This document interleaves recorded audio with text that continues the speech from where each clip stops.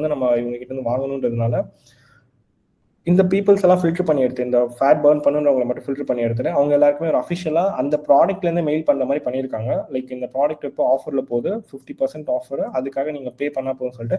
Even online transactions எல்லாமே நடந்துடுச்சு, but அவங்களுக்கு delivery ஆகலை. இந்த மாதிரி வந்து லைக் ஆல்மோஸ்ட் 1000+ பீப்புளுக்கு நடந்துருக்கு. இட்ஸ் அ ஹியூஜ் அமௌண்ட் அதில் போனது. ஸோ ஃபுல்லாகவே சோஷியல் மீடியா வச்சு தான் பண்ணியிருக்காங்க. இது வந்து அந்த கம்பெனி வந்து ரெஸ்பான்சிபிள் இருக்கான்னு கேட்டிங்கன்னா, செக்யூரிட்டி வைஸ் ரெஸ்பான்சிபிள் இருக்குது. ஏன்னா டேட்டா வந்து எங்கேயோ லீக் ஆயிருக்கு. லைக் மேபி அவங்க டேட்டா பேஸ் என்ன வல்னரபிலிட்டிஸ் இருந்திருக்கலாம். செகண்ட் ஒன் வந்து அவங்க இமெயில் வந்து ப்ராப்பராக கான்ஃபிக் பண்ணலை. ஸோ எஸ்பிஎஃப் ரெக்கார்ட்னு ஒன்று இருக்குது, ஒரு கான்செப்ட் இருக்குது, டிமாக் அண்ட் எஸ்பிஎஃப் ரெக்கார்ட். இது எஸ்எம்டிபியில் கான்ஃபிகர் பண்ணுறது. இந்த பர்டிகுலர் டேர்ம் ஒழுங்காக பண்ணாததுனால தான் அவங்களால ஈஸியாக அந்த கம்பெனிலேருந்தே அஃபிஷியலாக மெயில் சென்ட் பண்ணுற மாதிரி சென்ட் பண்ணி இந்த மாதிரி அட்டாக்ஸ் வந்து இம்ப்ளிமெண்ட் பண்ணியிருக்காங்க.